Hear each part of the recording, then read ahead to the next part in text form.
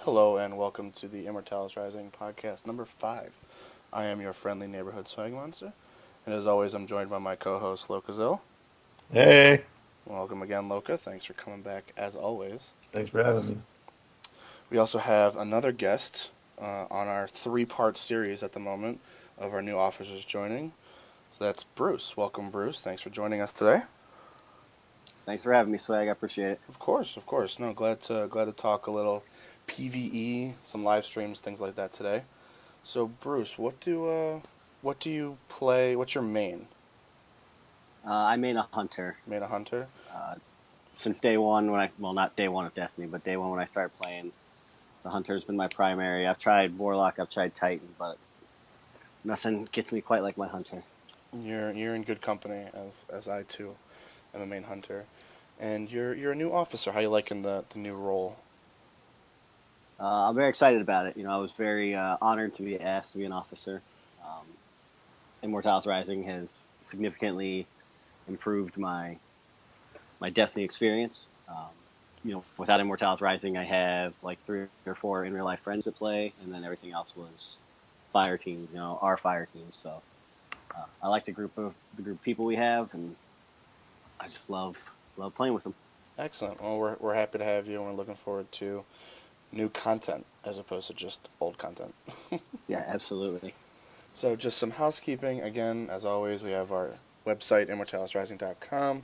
Please go there for all your friend needs, all of your ELO needs, as we have both Trials of Osiris and Iron Banner ELOs, as well as the last time somebody played and join dates, just so you can see how long Loka has actually been in this clan. Um, we have Hopefully our, since day one. well, obviously, but some people don't know how long ago that was. Fine, you can see how long Wolfwood's been in the clan. Uh, Again, we have our Reddit, r/Immortalis Rising. Please go there for looking for groups, things like that. Bruce's question of the week, as he always seems to put up, which I thoroughly enjoy. And then our Twitter, I'm glad to hear it. Twitter at IMMO Rising. Jonak runs that. So go ahead and take a look at that for any of our streams or videos that are put up. If you do have content, please reach out to him. He will gladly retweet that for you. We also have YouTube. Unfortunately, we haven't gotten to the IMMO YouTube yet, but my YouTube is currently the place for the podcast. I will tweet that out, things like that. And go ahead and visit our Bungie.net page for any of your clan needs, updates, things like that.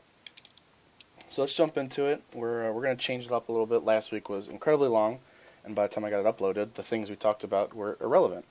So we're not going to talk Gunsmith, we're not going to talk Xur, but we are going to talk Trials of Osiris. This week is Frontier, gentlemen. Boo. Boo is right. I don't hate it. It's not terrible, but there's some big exploits that we're going to talk about that I can't stand. Yeah, I don't like Some weird export. map glitches and things like that. So this week it's 5 wins is helmet, 7 wins will be the shotgun. The helmet is great. It has a chance to roll, or the guarantee to roll, Angel of Mercy, which is a fantastic Trials perk and PvE perk actually. Any revive gives you the super energy boost. Also, all the helmets look fantastic. And the shotgun is okay. It has a chance to roll with, I think, reinforced barrel and up close and personal, which isn't terrible, but it's not going to be as good as your standard conspiracy theory from the quest line, or I guess basically any party crash you get. But so Bruce, you immediately booed. What we played a little bit yesterday. How do you feel the map kind of flows? It's large, obviously. Yes. So the map wasn't bad. It obviously favors snipers. There's a lot of snipe lanes, but the games moved pretty quickly. There was a lot of rushing still. My biggest issues with it are the exploits that you mentioned already. Uh, Other than that, it's not an awful map. It's just not my favorite to play trials on, because it is very very big. Yeah, there's the exploits we're talking about on, oh gosh, is it Alpha spawn? If you when you Yeah, I believe so. spawn, you can immediately jump up into this like cubby hole in the wall. I've never done it because I'm not a cheating bastard, but I should go take a look at it. Basically, it puts you like above the bridge, up in this cubby hole where you can see the entire map from. And the only good thing about it is that I can also, like as a player, you can also see them already up in there. So it's pretty open. It's just super frustrating that one side has it, and you're clearly not supposed to be up there. We did see quite a few attempt to go up there and die because there is like a turn back zone on the way up there. So we did see a few people die on the way up, but it's super frustrating. I love it when we get that side because I know they can't use it. But Yeah, Well, it's fun to snipe them when they're up there. oh, too. it's fantastic because then you have to watch like everyone jump up there to try and get their res. It's phenomenal. But you said it's not too bad, Luca. How do you feel about the map? I don't think have you been in yet to trials? Yeah, I We played got last luckily invited by Liam and CT last night. Oh, awesome. Yeah. Um, we went 5-1, 5-2. Wasn't spectacular. Again, I attract the highest elos. It seems. That's true. For Against every time we've played, it we seems went to up be. against a 2100 team. Oh my god. We Yeah, won. you guys were playing some tough teams. You guys smoked the 2100 team though. Yeah, we won the 2100 team. I mean, it was a 2100, like 1700, and a 1400. We beat them. Yeah, like 5-1 though, right? What's that? Didn't you 5-1 them? Yeah, Yeah, we it was won. awesome. The first two matches were like both 5-4. You know, all the games, including one that we were down like 4-1 and had to come back on, which was kind of crazy. Um, yeah, it's a very sniper map. I don't know all the lanes. I kind of, uh, I, I kind of, I kind of blame myself for last night not doing too well because there was a couple times when I got domed in a spot where I didn't think was possible to be domed. Like I thought I was playing it safe, Right. and that you go down and then you put the stress on your two teammates to try and save you. And CT and Liam are awesome, and sometimes they can get out of that, but it's still a lot of work, especially when for whatever reason. You're playing We're, 2100 teams? yeah, the best thing I started looking up the teams because nobody was doing it yet, so I started looking up the teams, and I'm like that division. I think this guy's name was like Division 88 or something. I'm like that Yeah. division guy 88's like 2100, and I don't know which one it was, but one of them just went like Liam or CMCT just went what? But yeah, we beat them. That was very satisfying. I think Liam said he like Elo went up like 11 points from that game. Oh, really? Wow. Yeah. There's another glitch spot near a tree or something. You can use the tree to get up into that same spot. Uh, I think there's a spot. There's also a way from the inside. I don't personally know it. All I know is that if you're looking at the bridge from Bravo spawn, meaning you're on the opposite side of the glitch spot, and the capture point is on your left, it's really directly over the bridge. And there's like a little cubby hole. I should have done more research, but I unfortunately don't know how to get up there. Bruce, have you seen? I saw someone jump up the tree to get a res on him, but Yeah, I don't know how they were doing it. I just saw them like after we would snipe them out of it. I would see the people jumping like from the middle of the doorway, jumping straight up. But I don't know if they were just trying to get in the proximity to res them or what. right. There's also on that same side, if you go through the doors like into their spawn on Alpha, kind of where the cage is and the truck is on your left, you can actually stand on a ledge above you, like if you walk through the doors, it'll be behind you and above you. You can stand on that ledge, and that's super frustrating because you're on the radar, but you're above, and there's no place to go above. So watch out for that if you are pushing for like that last guy. You're not going to be in their spawn as often as you would think, but there's a chance that if you do push for like an orb or something like that, that they can use that exploit as well.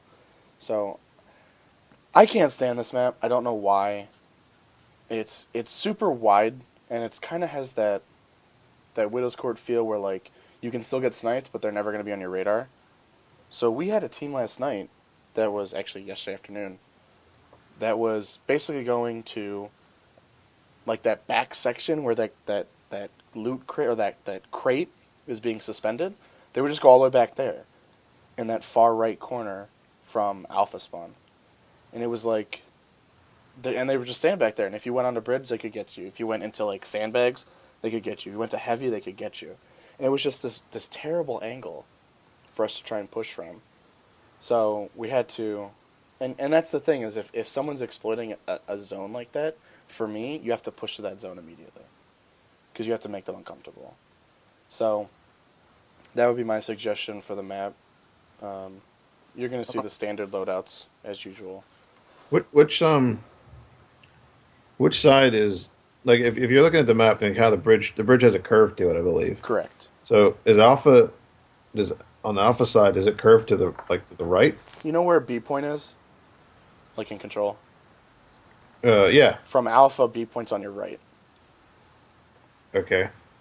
I guess I don't know where we were last night, but since I still try and find my role because I'm not a great sniper. Sometimes I have my moments, but pretty much I'm not that good of a sniper. So what I was trying to do last night was since CT and Liam are very strong snipers and that's what they love to do, I put on my scout rifle and my sidearm and actually used my sidearm. I think I got like 5 or 6 kills with it. Wow. I would go underneath the bridge because it makes people really uncomfortable because they don't know where you are. They don't always realize that people could be underneath there. That's true. So sometimes I drop down and sneak up underneath the bridge and just try and move back and forth along that wall and to try and, get them uncomfortable. Sometimes I popped up a few times and Fist of Havoc them. Or as soon as, like, Liam and CT are pretty good at taking down, like, somebody pretty quickly. Mm-hmm. But they normally get rezzed because your first time your timer's pretty low. So normally we wait for that. I would wait till that happened, and then once they got somebody else down, I'd jump up and try and at least push them off of it or challenge them. And it was working somewhat. But yeah, no, that's good. It's anything to keep people uncomfortable, I guess, is a great thing. So I know Bruce and we were using scout rifles, and just that team shot is fantastic. Yes, absolutely. So, and if you have to pre-fire. Like, if you start to learn the lanes, like I noticed from Alpha Spawn to the left of the bridge are these, like, sandbags. People go there constantly. I'd get out there, blink as fast as I could, and just start firing with my side. Oh, with pre-fire. Pre-fire. That's what we call spam in Quake. No, and it's spam, but if I can get a shot on them, and say Bruce is sniping and he doesn't get a headshot, but he gets a body shot, and that's a kill. That's huge. Yeah. That's one thing down. So if I can get like a lucky headshot on my scout rifle real quick, Bruce gets a body shot or a headshot, anything like that, that's gonna bring somebody down. Now you've got the advantage. So my suggestion, stay off of the bridge. It's unless you're really really confident. I avoided it as often as possible. Liam was holding the bridge down. I like running along the outside. Oh yeah, the outside's great. Edge of the bridge to get down because that's about the only way you can safely try and get across that gap. Mm-hmm. Yeah. I feel like too we had a lot of teams who split up, which can work. It can be great because there can be that multiple front attack.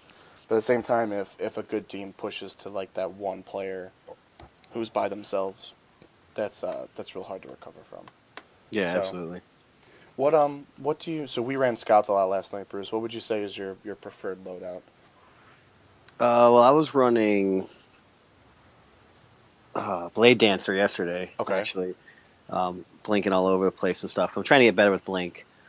But then I was running a Mida and either like a yardstick or a party crasher. Okay. But I recently just got the Disc 47. Oh yeah. I think last night, and I'm kind of enjoying that. So I might run that maybe in a card later on today or something and test that out. Yeah, it's a great Mida alternative. Unfortunately, it doesn't provide like the exotic perks, but Yeah. it's a really good scout rifle. It's got crazy good stability. So. Oh yeah, I missed that one a long time ago. We talked about it last week on the podcast, but there was one that was like full auto, counterbalance, perfect balance, just filthy. Yeah. So I have a package that I'll be holding on to until I get that roll again.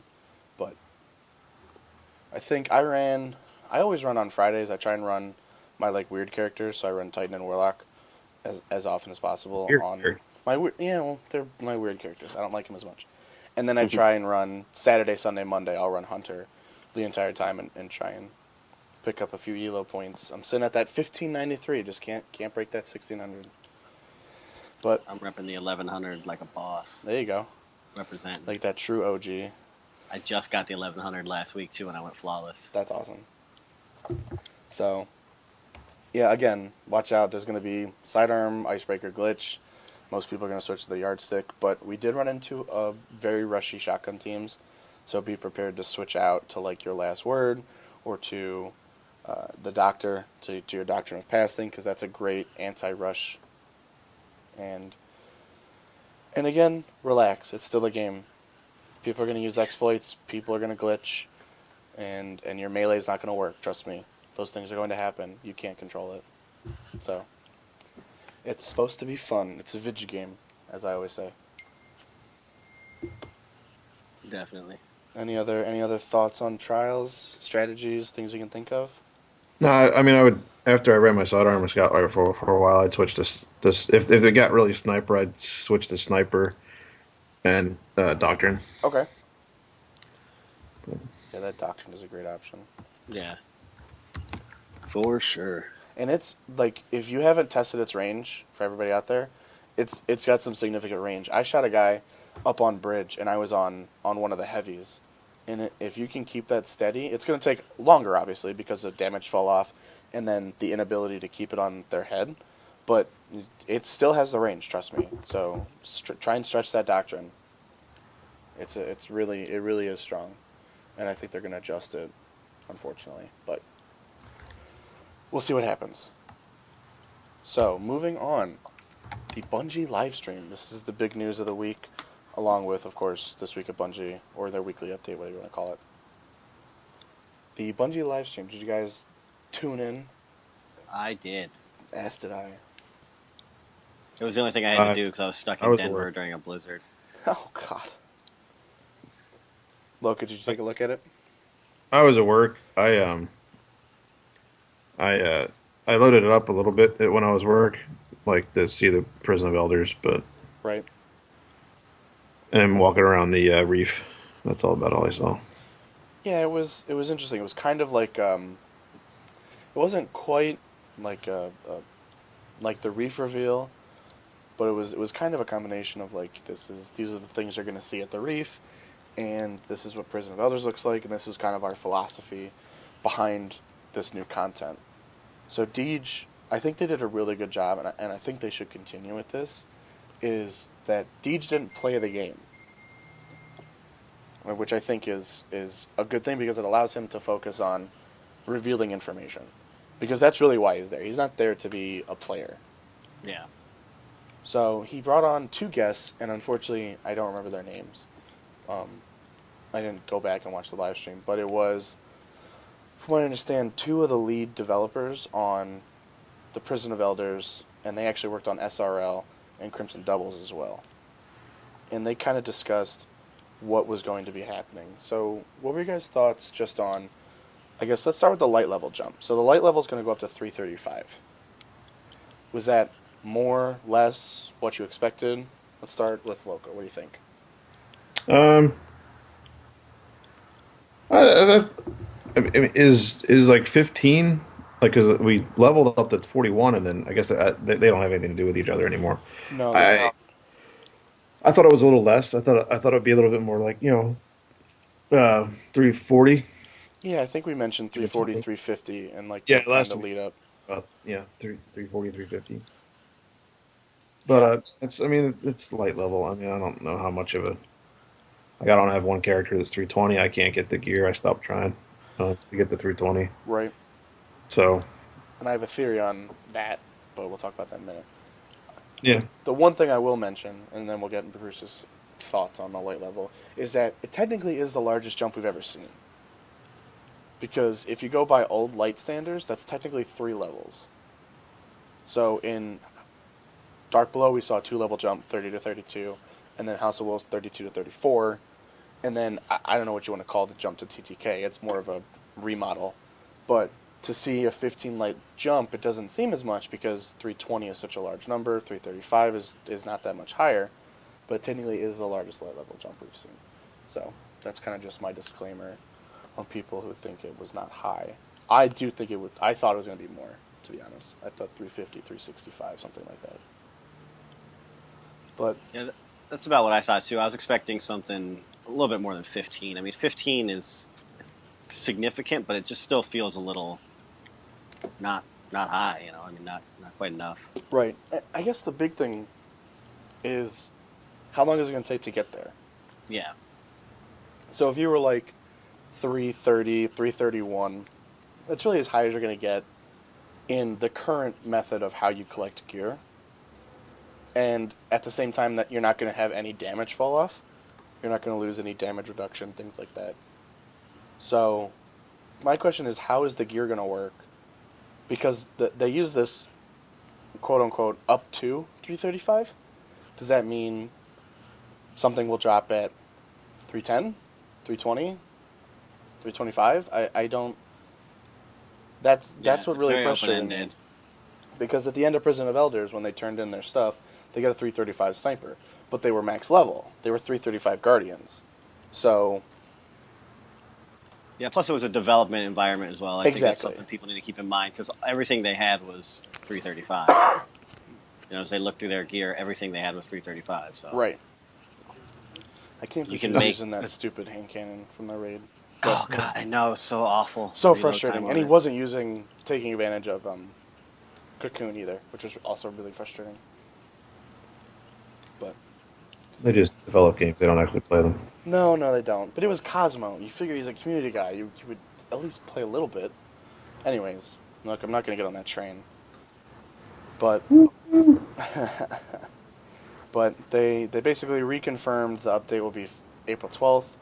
So I think the more they say it, the more guarantee it's going to be. I mean, there's always a chance they push it for whatever reason, but it seems like April 12th is going to be the day. So yeah, I mean, we're pretty close to it now. I think they would do themselves a huge disservice if they decided, hey, we're going to change it now. Right. So, kind of just from the Bungie website, they say content will be available to players of Destiny and Taken King, meaning it's free. They say the king is dead, but the Taken War rages on in our solar system. And that's reference to the quote-unquote pretender to the throne, which is, from what I understand, the new mission, the new, quest that they have. Yeah. They say, the vision of the strike. I believe it will end in a strike. I think that's kind of...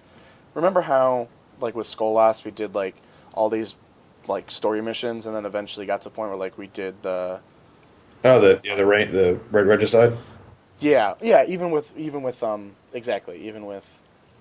Taken King. Oryx and Taken King, but I'm kind of more relating it to Skolas because, one, Prison of Elders, but you meet him the first time, and then you kind of chase him through the ship, and then eventually you take that final mission up to on top of the Citadel on Venus. I kind of feel like it might kind of roll like that, where eventually the final mission where you fight Malek, which is the new boss, will be in the strike.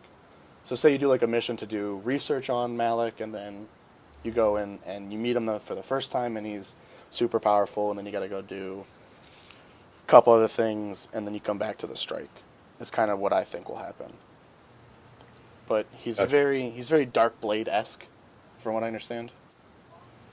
He's kind of next in line. He's also Crota's brother, if I'm not mistaken. Oh, really? Okay, I didn't know that part. Yeah, I think there's three sons, according to if I'm misquoting, obviously someone will comment below, probably, but I believe it's Crota, and then I think they mentioned Loki, or some form of that, and then Malek is the last one they mentioned. And we've kind of known this moving kind of since the release was announced, because they did a database mine, some data mining, and found a helmet called the Mask of Malek, or the I don't remember the Hood of Malek, maybe. Yeah, I think it's the Hood of Malek. The Hood of Malek, and it basically looks like his head, which is exactly like the Dark Blade helmet. But he looks badass. I looked at a lot of the screenshots today. Yeah, he looks like a fucking beast. He looks really, really cool. He looks massive. He's got a giant, giant gun. But it looks like it takes place in the Hellmouth, probably on the way to the Fogoth strike. They may open up a new area down there, kind of like the Tannic strike or something else like that. So I'm looking forward to it. I think he's a great character, and we're gonna get more information on him, which is always a start. So that's the big thing. So 335, Malik is the new enemy. They have shown pictures of him. He's like super glowy. And then Varix and Petra will be kind of our leads. So I'm looking forward to getting back to work with them because I like their dialogue. Yeah. So we were doing Varix. Really funny, but we'll bring that up in a second. So PoE is the new endgame. And it seems like the only endgame. Because that's the only thing that's confirmed to drop 335. So the raid will not drop max light. And from what I understand, Trials, we have no idea what's going to happen with Trials either. So yeah. I imagine they'll delay it like they have with every expansion, but we'll see what happens with that. So Prison of Elders, how do you guys feel about the scoring system? How do you feel about going back to Prison of Elders? We'll start with Bruce. I'm excited about it. You got to keep in mind, too, I mean, I was not a year one player. I didn't start till August of last year, so I didn't do a whole lot in the Prison of Elders. And for me, even now, the Skolas fight and stuff like that, it's not super challenging anymore, but it's still a little bit of a challenge for me because I didn't do it, 50 times. Right. And I also I don't think we did either. We did maybe 4 times. But okay. But I also I kind of had the luxury of it being a lot easier. Because, people have said, dude, you have no idea how hard Skolas was back in the day. So, I kind of am excited to get that experience of, oh my God, why do we keep getting our asses kicked? What can we do better? Learning from each other, stuff like that. Right.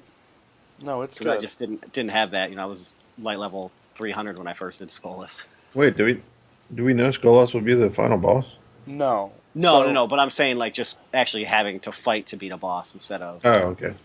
Just slaying the crap out of it because we're super high light level. Right.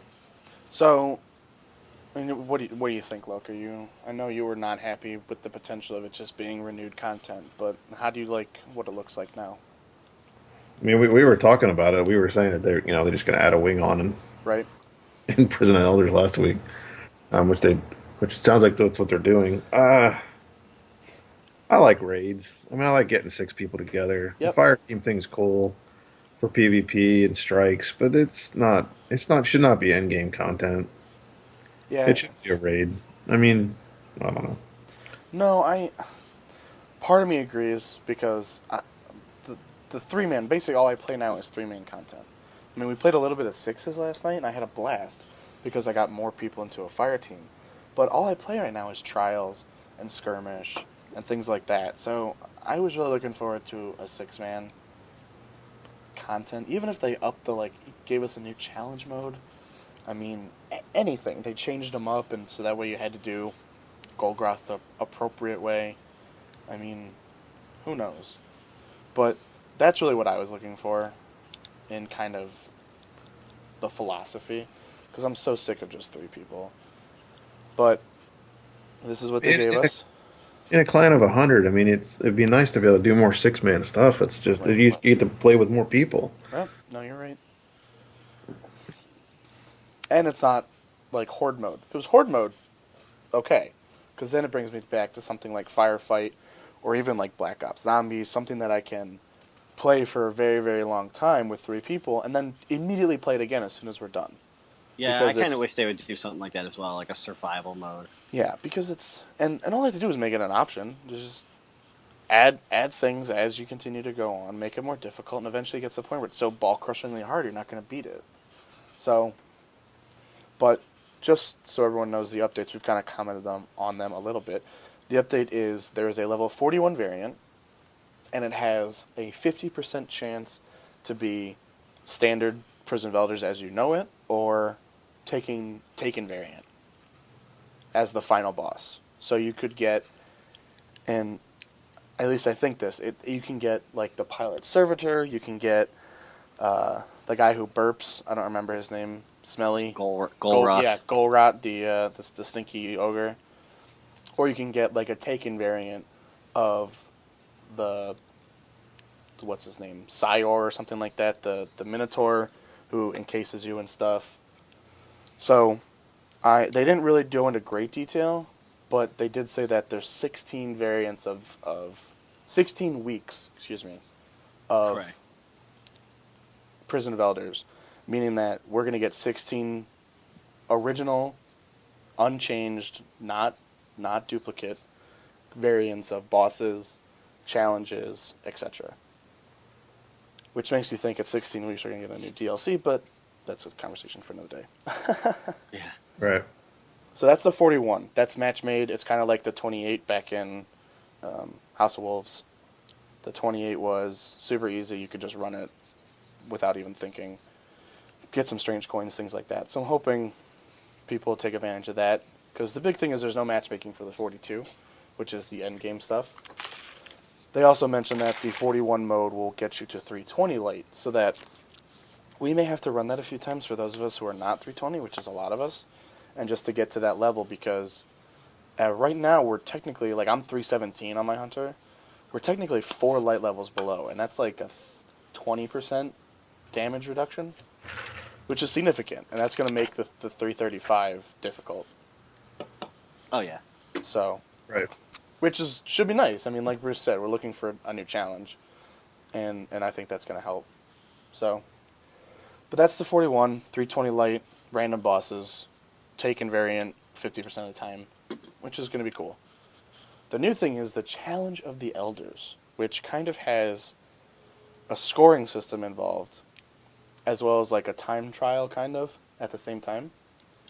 So it's level 42, and it's scored mode, and it will get you to 335. The challenges, from what we've seen, include precision kills.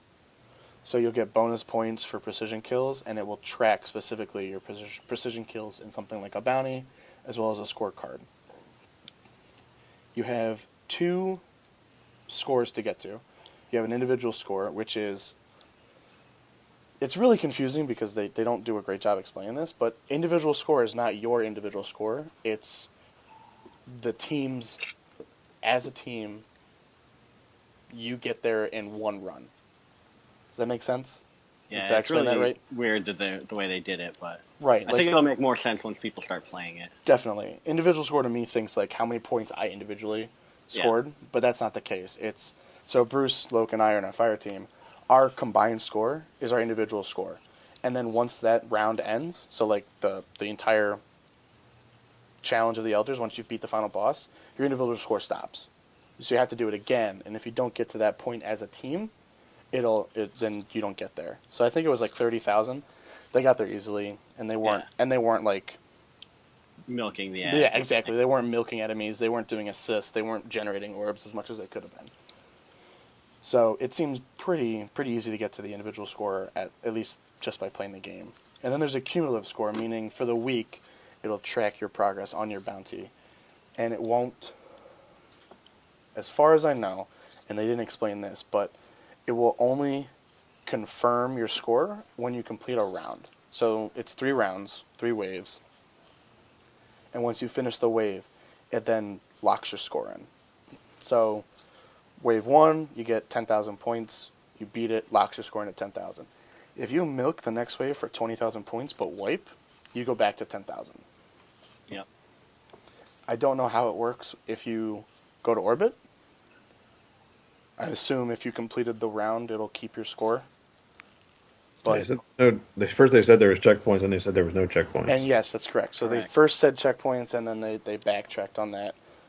And I don't think we're going to need checkpoints because according to Irk, who is Deech's boss, they said it took somebody the average average time to complete the Challenge of the Elders was 35 minutes. So, for an endgame content and guaranteed rewards, if I complete my stuff, it's not bad.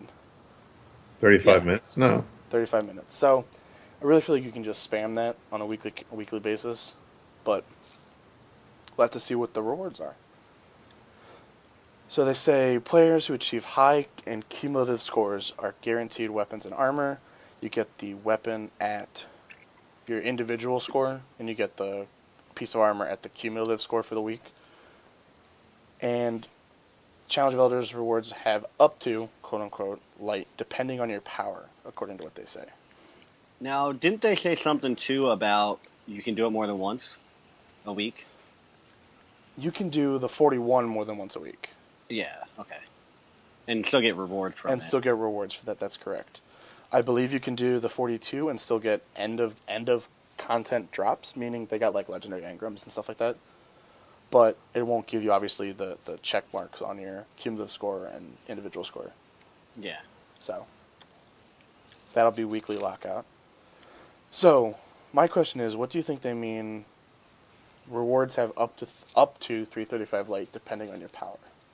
Loka? It's coming from the MMO side. Say that again. They say Challenge of Elders rewards have up to 335 light, depending on your power. Depending on your power, depending on your light level. That's what it sounds like. So it sounds like that, either that or the skill at which you do it. Like, I don't know how they would measure that, really. But, Right. Maybe if you don't, because they said like every 5 minutes they'll take away points if you're not done with it yet. That's correct. So maybe I if you don't get any of those, then if you don't ever go above 5 minutes, you get better. I don't know. I'm not a fan of the whole idea behind in MMOs with raids in WoW is you kill a boss, you get his loot. Now it's random. So in WoW it was like based on, you had like 9 different classes. You could have 2 pieces of gear drop for those 2 different classes, and yes, you got repeats. So some weeks it went, it was nothing. Like nobody got anything useful. But most of the time when you're first doing a raid, people got stuff, and it was item level whatever. It was the max item level for that raid. And normally, typically, since that was the end game thing, it was the max item level you could have in the game. Okay. To go and do something that's end game content and not get end game gear, like get almost end game gear, is kind of No, I mean, yeah. it's you could potentially do a King's Fall hard run and get nothing higher than your current light level. right. That's a legitimate threat. For my Titan, I need like 2 pieces. I need like a 320 chest to get my current 318 chest to 320, and then I have my class item, my class item is the 316. So I need a 320 class item just to get to that, and it doesn't drop. There's no guaranteed drop of a 320 class item. Okay. I've gotten 316s again. I've gotten this. I've gotten that. It's just, it's like the time versus reward is not there. It's not there in King's Fall, which is why I think the 35 minutes is a great sign for us, because that's something. If you do that, let's say 3 times, because it sounds like 30,000 was what they got on a regular basis, and 90,000 was the cumulative score. So if you do that 3 times, you're looking at hour and a half, which isn't bad. That's like a normal mode raid if you're taking your time and teaching. So, but at the end of it, you'll get a guaranteed piece of gear with the potential to up to 335. So, I mean, the good thing is it's guaranteed, but it's 1 piece of gear. 2 pieces of gear, I guess, technically. Right. So here's my theory. I think they're going to change it to a tiered system. I think if, say for example, you're 310. You're now in the 305 to 310 bracket, meaning that you will not get anything below 310. You will get stuff that's 311 to 315. Yeah, that could happen. So, and maybe you can still get a 320 or a 335, but the odds are minimized. So it's like it's 100% guaranteed 311 plus. And as you get into, so tier 1 would be 311 to 315, that's 100%. Tier 2 would be 316 to 320, that's 75%. And you kind of work your way down until you get to 335, and a max light drop is like 6% or something like that. Yeah. I mean, that makes sense. I mean, the big thing is, and I was listening to the Wobblers, Goth, Broman, and those guys, T-Rex. They were talking about it, and they're big MMO guys and Borderlands guys. They want vertical progression, and I agree. That's what needs to happen. Is that there's this horizontal progression of like min-maxing at the moment, but there's no guarantee you're gonna increase in light, and that's super, like it feels shitty, because it's super unrewarding to do any of the content right now. Right. I mean, the idea typically with what people want is they want to be able to go get the best gear in the game and wear it. And like, this is, look what I did. And the only way to do that in Destiny is to have 320 gear across the board. Well, it ain't easy to do. And then, because I mean, yeah, you get 320 gear, but then you got like, well, if I want to use something else, I got to infuse this. Well, that means I got to do it again, and again, and again, and again, until I get enough to get it up to 320. Right. Yeah. Because it's right now it's RNG on RNG. It's like, do you get a drop? Yes or no? Yes. Does it? At which piece of gear does it drop? And it could be like Golgoroth. It could be any of the armor except for helmet. So it gives you a chest piece, but I already have a chest piece. And then on top of it, RNG says, is it supposed to be between 320 or 310 and 320? And then it gives you just a random number. Not to mention stat rolls, perks, things like that don't help you. I mean, would it be any better if the drops you got were like out of the challenge mode? To me, they should all be there's 335. The challenge mode? Yeah, they should all be 335. But if they're not, I mean, what's this acceptable range? Like 330 to 335, or is it going to be like 325 to 3? Like the Golgoroth challenge, like the No. The Prison of Elders challenge thing. Oh, Prison of right. I don't know. I mean, if you're in, I don't know. I don't know what they're gonna do. The thing that didn't help us was that the guy who turned in his package at the end got a 335 weapon. Yeah. So we can't say, oh, he got 334. All we can say is he got 335, so we have no idea. He got a max. So we can't discuss. Yeah. It's like trying to prove a false negative. Like, I have no idea what just happened. Like, so I don't know. He did. The good thing is though, it was a high impact sniper rifle. It was a 1,000-yard stare, her benevolence archetype, which is the good news, because we were saying last week that there's no way they give us another one of those. Right. And they did. So I'm really looking forward to it. Unfortunately, it looks like the trial sniper. It's got that like giant like flat barrel in the front, which I hate that style. But it's like the bullpup design.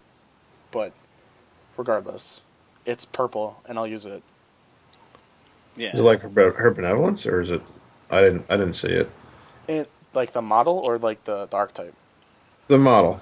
The model looks like the trial sniper or like the Tao Yun Hyun or whatever it's called, the Crucible sniper. Yeah. I like those. It looks like that, but the archetype is 1,000-yard stare, her benevolence, like that mid impact.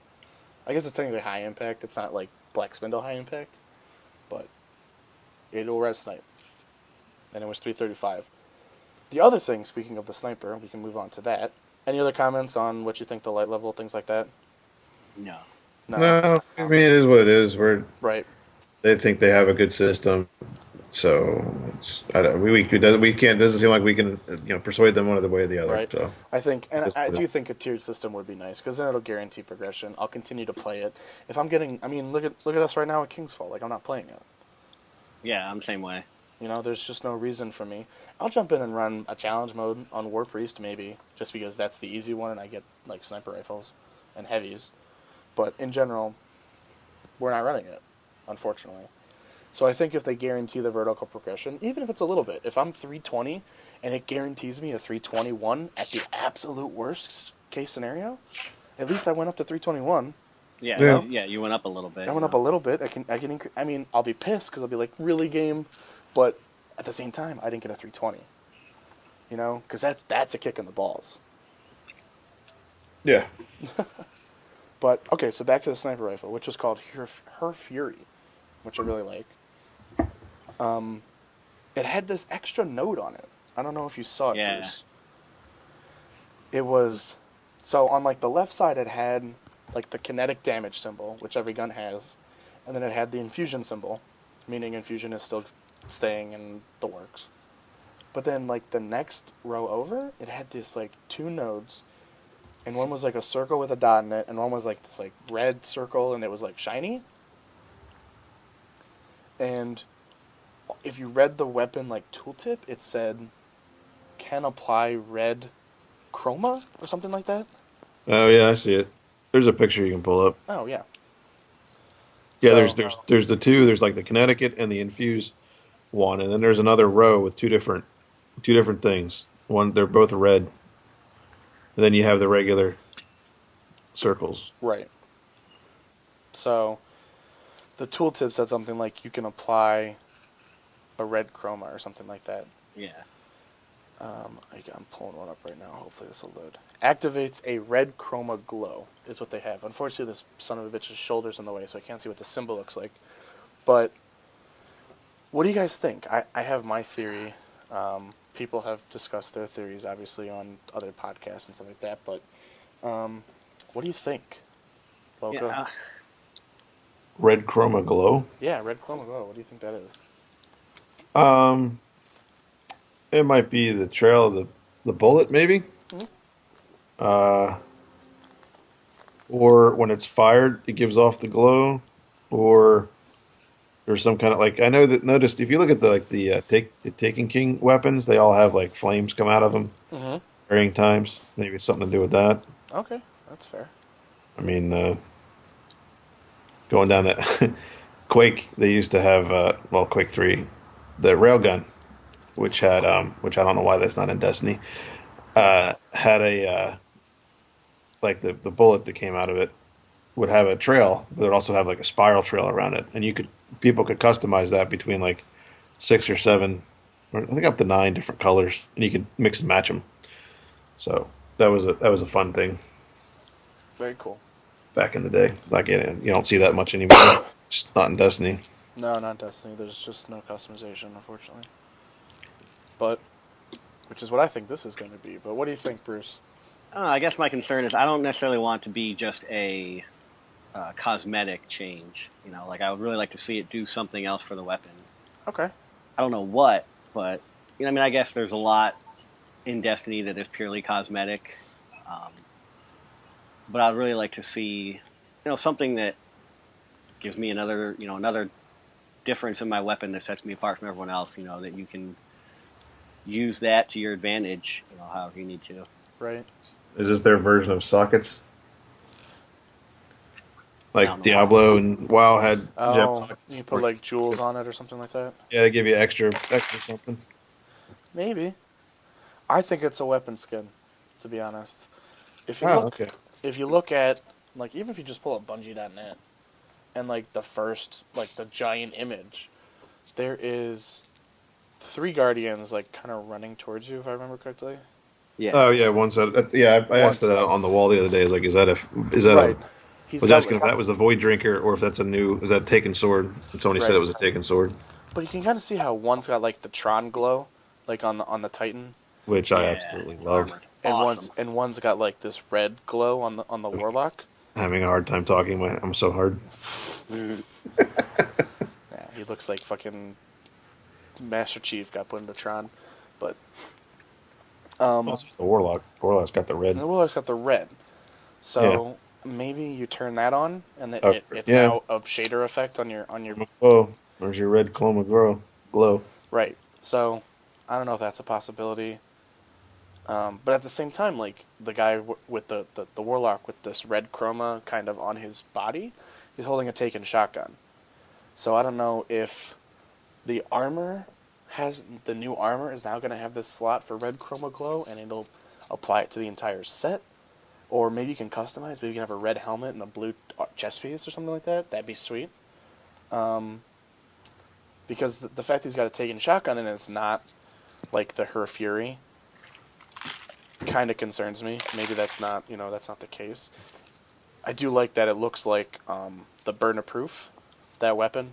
So it may affect current weapons, but who knows. The other thing that it might be is, did you guys ever get the full set of like gear for this SRL? No. Yeah. There was I didn't either, but I saw this. if you completed the like booklet and got all of the gear, when you put the entire gear on, there were lights along the side that would light up. But you had to have every single piece of gear. Ah. So maybe it's like this set effect. If you're wearing an entire set, the Yeah. lights turn on. Yeah. I don't know. That could be another possibility, but I'm shooting in the dark at this point. Yeah. Again, I mean, I'm not against it being just cosmetic, but Right. you know, my preference is definitely something that affects the way the weapon operates. Right. The good thing is though that from what it looks like, it doesn't take the slot of like an actual perk, because back in House of Wolves, you could get the perk that was like does damage to Thrall or whatever, and that took a slot that could have been spray and play or something like that. So it doesn't actually take a slot, which is nice. But Right. that's the Her Fury. I think they're gonna talk about it much more next week. Yeah. Because Yeah, there'll they're talking be about gear next week, right? things to earn, which will be gear. So they'll show us weapons and they'll show us armor. Hopefully they show us the thing we're talking about right now with this chroma. But we'll see what happens. The other thing that they mentioned, because they put it out in the Bungie Weekly Update, so I kind of, this week at Bungie, the TWAB. They mentioned they kind of put two sections. They did a review of this, like a summary of the Bungie live stream, which is what I just read. And then they had two extra sections. They had not mentioned on the stream. And there were two things, which are kind of a big deal. They said King's Fall will drop rewards up to 330. So that's kind of maybe the first place you want to go. Grab some gear. Yeah. That's nice. I mean, being able to go run old content and get some gear so you can go and do the next raid. Right. Or the next end game content. Right, the next thing. Where like in WoW, where you'd be, new raid would come out, and if you farmed the last raid and you got all the gear, you got a gear out of it or whatever, and it might not take you that far until you start getting your gear level up as a guild to progress through some of the fights, because there were guild gear checks, so to speak, within. Most MMOs have them, like, for DPS fights or for, healing or whatnot, that kind of stuff. Right. Then the other thing is, because artifacts are such a son of a bitch, the Court of Oryx will drop artifacts up to 335. That's sweet. So we can go... I still need to do Court of Oryx. Yeah, I mean, we can go spam Court of Oryx, so they'll get 10 million things, and grab some 335, pick up some ghost shells, stuff like that. Yeah, my problem with that is you can't, like, if you could use the artifact to infuse with anything, that'd be great. Right. But otherwise, I mean, am I going to go to the Court of Oryx for a week, spam it like 8 times, and get, 7 335 artifacts? Because then what am I going to do? It's true. I mean, there may be that one artifact that you really like. Like, I have my Dredge and Yours Rose, which I absolutely love and will never get rid of. Yeah, that's what I'm rolling with right now. I love it. But... I mean, if I get that at 335 and then I go in and I keep dropping like 320, 330, 318, something like that, I would love to use that to infuse into my other stuff. That's true. Because technically, when you buy an engram from the Cryptarch, it can drop as an artifact. Mm-hmm. So I don't know if it can drop from any piece of gear. Why can't it be infused in any piece of gear? That's fair. Them's be my thoughts on it. Them's be my thoughts. But yeah, so, and then the other thing is, we kind of mentioned it, but they have mentioned on stream, but not actually true, is Prison Villagers does not have checkpoints. Oops, sorry. Yeah, my bad. My bad. So, and that's fine. Like I said, we're not too worried about it because it only took 35 minutes for like the average team, and eventually that'll be minimized, I believe.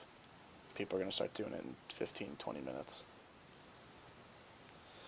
But again, they were 335. We will not be 335 when we first start. Excuse me. Yep. But that's the live stream. I think they did a really good job because Deej didn't play, so he didn't have to talk and play at the same time. He did kind of walk around the reef a little bit, which was cool. but they cut to a team of developers as well as Cosmo. So in review, I think they're starting to get the hang of it. It seems like, because early on it was weird. The streams were not good. Deej was awkward. I mean, it was like the first time I attempted to do a podcast by myself while playing video games. Like, it's just, you can't do it. Like, you can't properly function. So Your attention is split. Yep. So I think they did it right. I think they're starting to kind of get their stride. I really think the good thing is, and Broman was talking about this a little bit, they actually brought 6 streamers in to get them set up and then do like a seminar on streaming on Twitch. So they had some of the big, like Datto, Gathalion, Broman, and a couple others. I don't recall who. But they had them come in and basically they took them to dinner and picked their brains on how to stream, what do you suggest, things like that. So it was it's pretty interesting. They were whoas. Right. So Dinner, that's all they got. I'd have been like, Yeah. the streaming is not, getting a big following is not easy with streaming. No, and it's not so much, I don't think it was so much the big following, because they're going to, every time they stream, they're going to have 60 to 100,000 people watching. But I mean, yeah. It's more of they're not there to entertain. They're there to reveal information.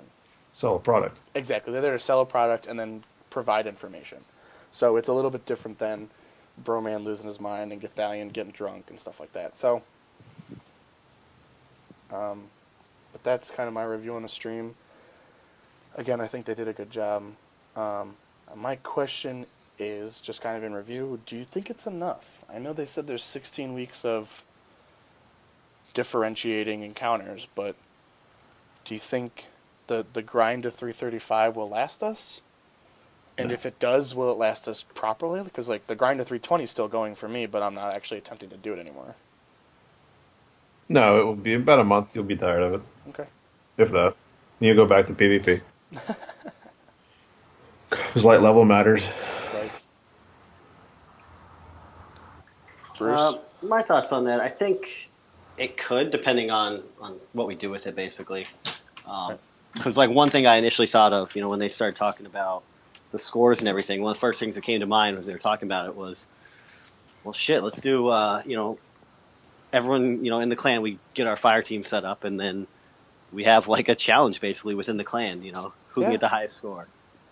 We could do like a bracket thing, I'm probably thinking that because March Madness, but, we do like a bracket and we put these guys against each other, and, we get a guy who streams it from each side, and they can stream it, and they can run simultaneously. There's a lot of stuff we could do with it, I think, as a clan to make it last longer than just a month or something like that before we get bored. That's true.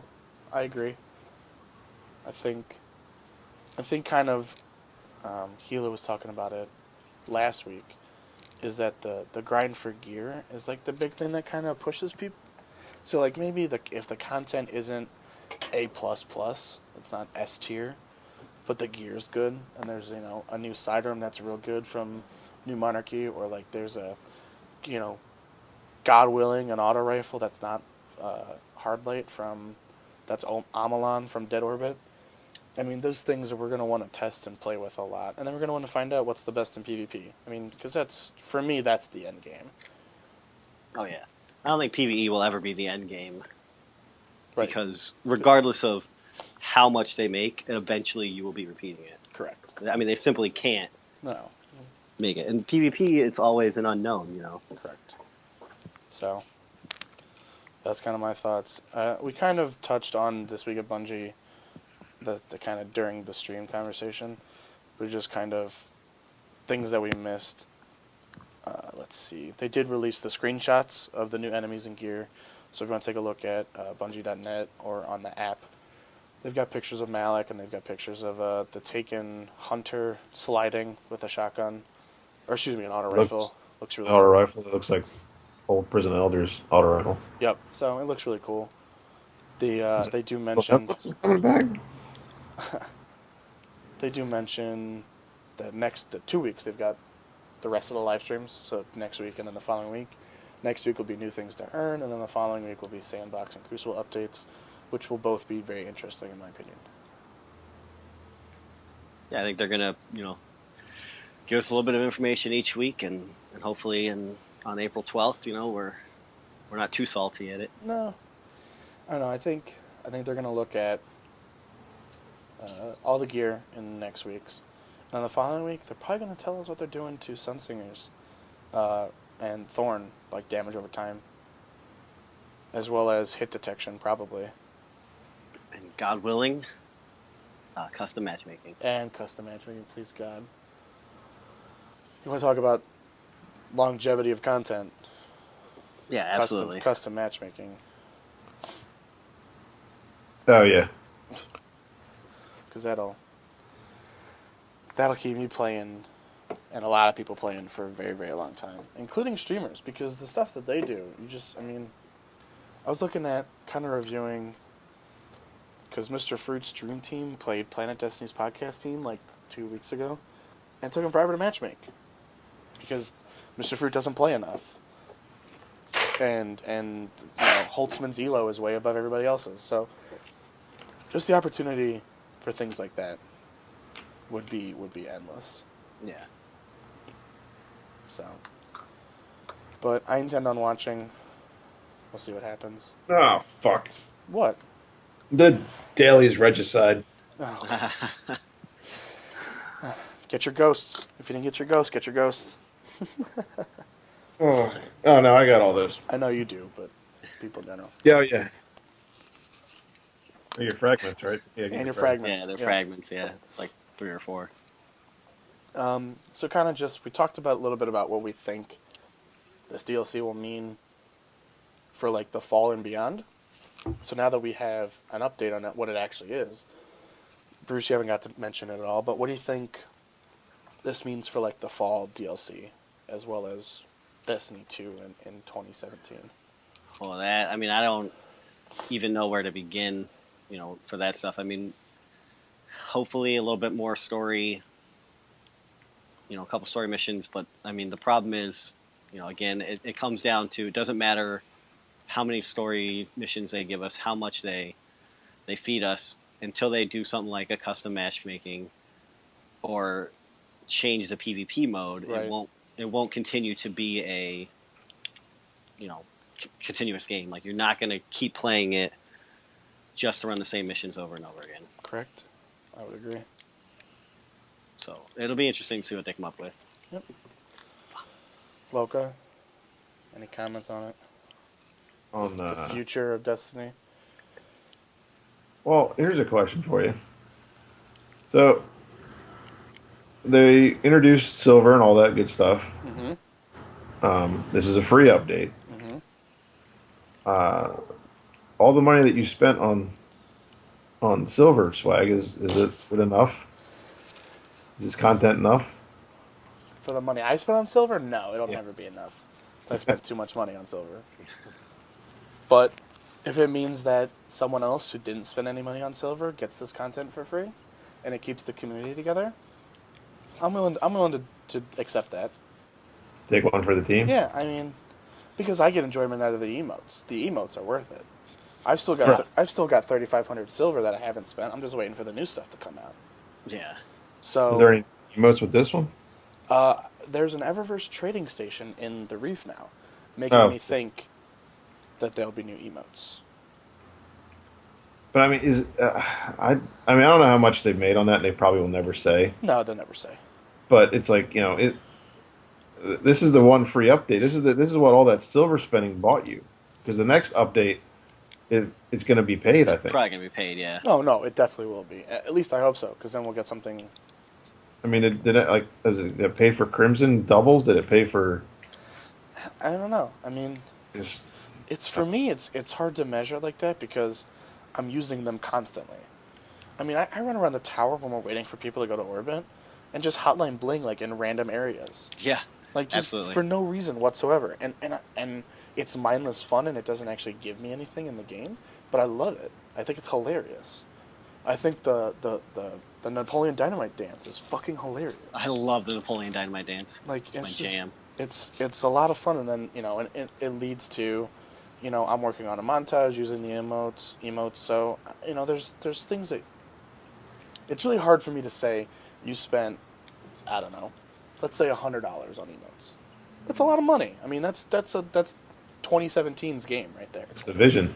It's Division. Both edition. Yeah, I mean it's 2017's Destiny, probably limited edition disc or something like that I could have spent it on, but it's so hard because we got Festival of the Lost, which wasn't great. I mean, it was something, but then we got SRL, which was fun for a while, and it also gave us the opportunity for 6-man content in like a technically PvP situation, meaning, God willing, they're going to let us matchmake at some point. So, I feel like as long as they're working on something and they're providing regular and significant content changes, and even if that means a Crucible and Sandbox update, I don't necessarily need a new PvE mode. But if they're taking the Doctor and they're saying, God, the Doctor is 60% of all kills in the Crucible this week, the only thing that rivals it is 1,000-yard stare, we need to make an adjustment, I'm fine with it. Like, that's... You were talking about it last night, Loka. Not last night, night before maybe. About how fast the Division, or Ubi made a change to the Division. Oh, the patch? Yeah, the patch. I'd like to see that more. Yeah. And if that's something I can provide by doing my hotline bling in the tower, so be it. Like, I'm okay with that. Well, then, would you, I mean, that patch that Ubisoft gave us was something, I mean, now, granted, they just launched. Correct. But they responded to the community and to the game, and to keep it going pretty quickly. That's like within 2 weeks, they had a patch like that out. Correct. Of course, they're plugging holes and whatnot, which they need to do. But that kind of patch level is the kind of patch level that I was used to in MMOs and WoW and Right. Final Fantasy and the detail too. Like they went into fix this, fix this, fix this. I don't. You don't see that from Bungie when they fix stuff. They just or maybe you do. I don't know. I mean, It doesn't seem like it. The patch notes on like Crucible updates, they're pretty significant. Change damage drop off by 6%. Change damage increase on headshots by 4%. I mean, they change. I mean, they're pretty specific on the things they talk about. And sure, they're wrong. 0.07%. We don't have to talk about that. We all know. Like, 7% versus 0.07 or whatever it was. So, those mistakes happen, and I get it, and we can all go fuck Bungo and all that stuff. But at the same time, like, they provided that detail and they backtracked on it. So, but it was more the response and how quick they got it out. I don't remember Bungie doing that in the beginning of Vanilla Destiny, with things. Maybe not vanilla, but plug the hole with the loot cave real quick. But right, they plug. But that's the thing is they plug exploits quickly. The Bullet King, which for everyone who doesn't know, was a guy who spawned indefinitely as long as you didn't kill his minions, and you could just farm him for yellows and for Phoenix credits. They patched 3 coins pretty quickly when we were killing Axor. Remember that? Oh yeah. They patched the loot cave pretty quickly, but the loot cave was like a community thing. Like it wasn't effective. You know what I mean? Yeah. So it wasn't a guaranteed drop. And then I think they patched exploits and raids pretty quickly. Like they didn't have any in King's Fall, but I feel like Crota, when they were pulling the plug on them, I feel like that happened pretty quickly. I mean, you'll have to correct me. I mean, hindsight's 2020, but I mean, we never did it. And by the time we attempted to do it, it was fixed, I think. Yeah.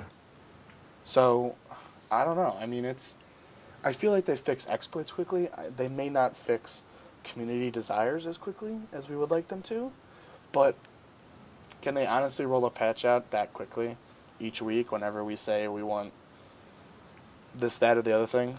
I don't know. Yeah.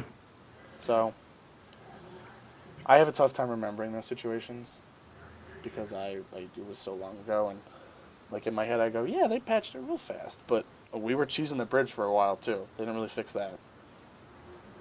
Right. So, who knows? But the last thing I mentioned that we haven't really talked about is Iron Banner comes back next week, Yay! Whoop. which is going to be awesome. So we 6-man got content. 6-man content with Mm. endgame gear that we can play Enemy. a lot of. They're bringing back Control, standard issue, Yep. OG Iron Banner. The drops are hand cannon.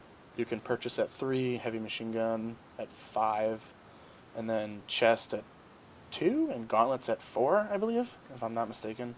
They also have the PS exclusive gauntlets. Unfortunately, for those of you looking for the chest piece and boots from the PlayStation exclusive, they do not exist yet. So, Really? you have a helmet and you have gauntlets, you do not have a chest piece or boots, which fucking sucks because the Titan gear looks so amazing.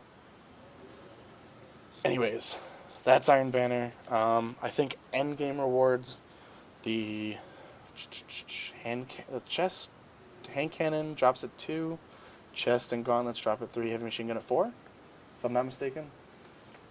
I have no Sounds idea. about right. I could take a look at it, but Heavy machine gun's 5, I think. maybe a 5. I don't remember.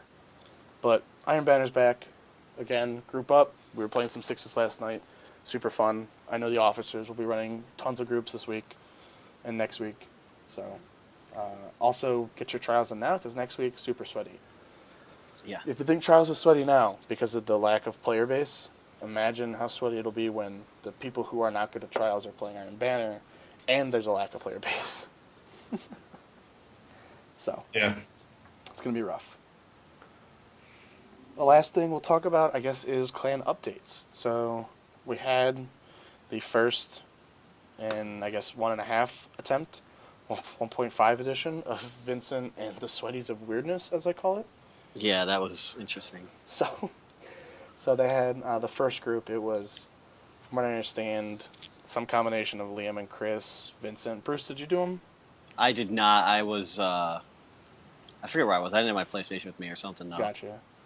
But it's really cool. They do a I best. watched them though. They do a best of 5 series. Is that correct?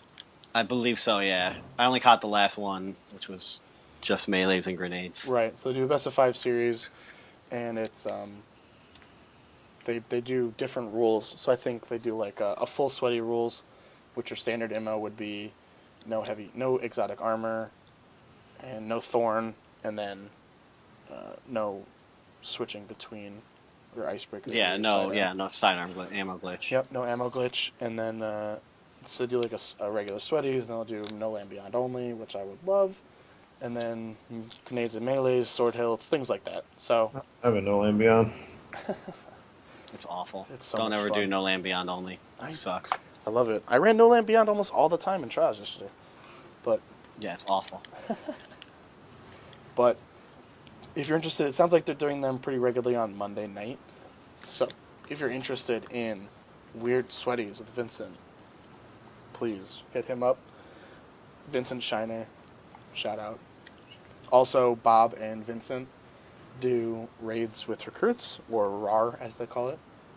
So if you're a new recruit and want to do a raid with some of our senior members, maybe an officer if they want to jump in, they teach you the mechanics, get you some good gear. Please go ahead and reach out to Bob the Blob, Vincent. They do some pretty regular announcements. They schedule them in advance. Also on our Reddit page.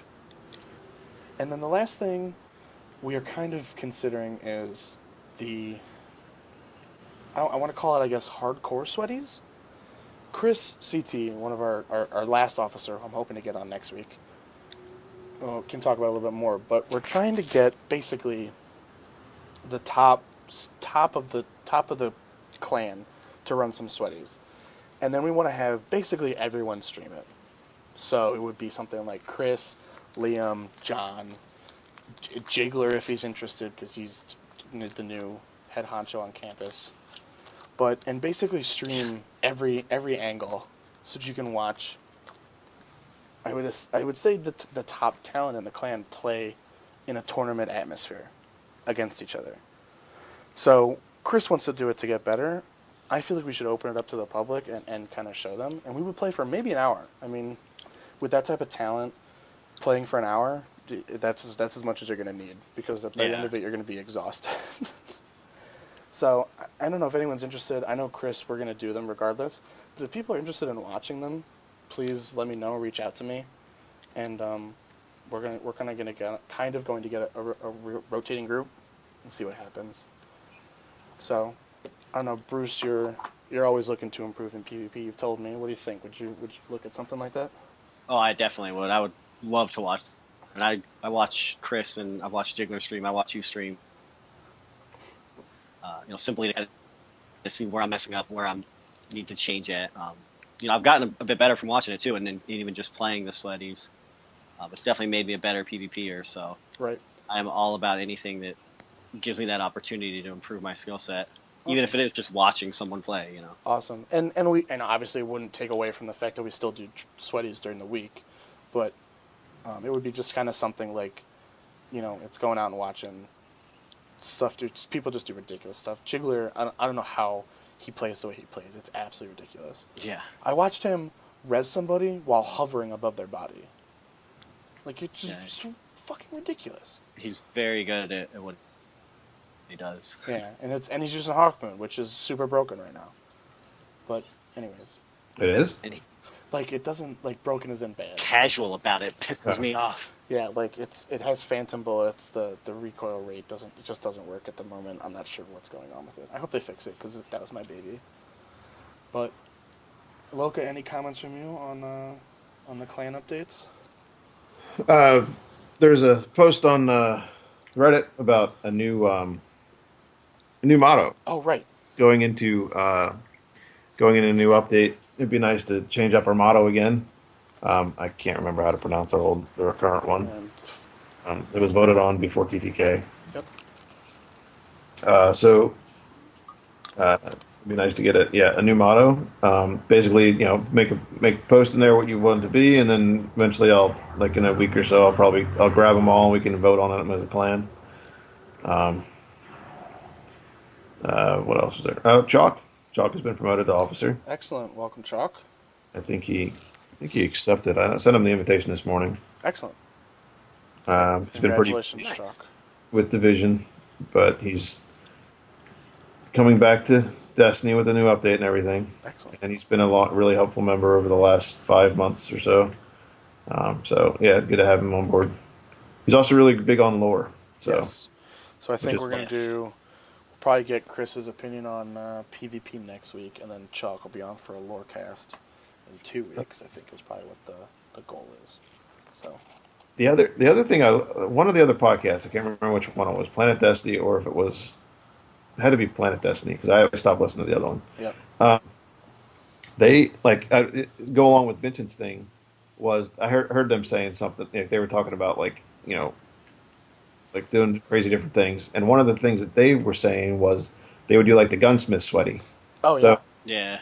which I thought was really cool. Where you go get whatever weapons the gunsmith. Well, not the packages, but whatever the greens that he might be selling or the test weapons. You go get them. That's your weapons for the sweaty, and then if you get a blue or something during the sweaties, you can use that. Oh wow. So it's kind of like a upgrade as you go type thing. That's cool. Yeah, which I thought was kind of interesting. First drop, Party Crasher. Yeah. Fuck. Right. And now swag rules them all. Yep. But no, yeah, I think that was one that they came up with. Someone, I don't know who it was, Ricky or someone posted on Vincent's post on Reddit and listed like a shitload of ideas that were just really, really cool. Like, I think someone had, like, it's like an RTS game. You turn it into an RTS match where, like, someone streams it and then a person controls, like, the team from the stream. So it's, like, delayed. Ah. So, like, a person types in, like, swag, go to bridge, Bruce go to low heavy, and Loka go with swag. And then I get it, and then we have to move. And then, like, once he sees us move, like, the other team does their move, and, like, I don't know, I thought that was really, really interesting. I don't know about the effectiveness or how quick the game would go. It would probably go to time. Yeah. But that was really, really interesting. It's like one of those Twitch controls something. Right, Yeah. exactly. Twitch plays Crucible. Didn't work out too good for the Microsoft AI bot on Twitter. So Yeah. Definitely, about definitely that. did not. But we didn't do questions from the clan this week because I'm lazy and got drunk last night. But I posted in the thing. I said, if people could oh, tweet questions to us, but I didn't take a look at it. So still new at Twitter. I only yeah, did it like when we started streaming, but I don't see anything. gotcha. We only Well, have 18 followers out of the clan, so and I think I'm one of them. So, yeah. but that's just about it. Just kind of a wrap up. Again, our website immortalisrising.com, Reddit r/immortalisrising. This will be posted there. Again, our Twitter at @immorising. This will be posted on my YouTube, so go ahead and take a look for all of your video needs. And I think that'll be it. So, again, thank you to Bruce. Yeah, no problem. I just want to mention, when I was in high school, my guidance counselor said that I was going to grow up and play Destiny naked at 2 a.m. in the morning drunk. And, Yeah. I proved that last night. So There you go. Hooray. Congratulations. Hooray me. Welcome. Oh, I mean, Bruce moving to you're I moving am on. moving to UAE, yes. Oh, Yeah. that's Not gonna for a be while, though. Oh, okay. Not till like July. I'll be over there full time. Okay. All So right. we got some time. Yeah. And that'll change your schedule to like a GMT time, basically, right? Yeah, I'll be playing with the Brits a bit more, getting Excellent. smoked in the face by Chris all the time. Yeah, it Good makes time. you better. 10 hours, yeah, maybe 10 hours ahead, I think, or something. Yeah. 9 hours ahead. I think I was I'll doing be- the math. I think it's 8 hours ahead right now, and then when daylight savings time comes in, it'll be 9. So I'll be doing a lot of morning drinking on my weekends, There you go. playing Destiny while you guys are, on a Friday night. It'll be Saturday morning for me. So God. Excellent. I don't know if drinking is Yeah. allowed over there. Oh, it is in Oh, it UAE. is. Yeah, absolutely. Oh, okay. That's like the cool place. That's like Dubai and all that stuff, isn't it? Yeah, you guys think I'd move without being able to drink where I'm moving to? No, I don't. You're I funny. didn't. I didn't. You couldn't drink, and you can still drink. You can always drink, It's true. True. It's true. whether or not it's legal or not. But any other final comments, Loka, Bruce, anything? No, I've got. yeah, just the motto in the, congrats, Chalk. All right. Excellent. Well, that has been the 5th Immortalis Rising podcast. We want to thank you for joining us. I have been your friendly neighborhood swag monster, and as always, Guardians, stay frosty.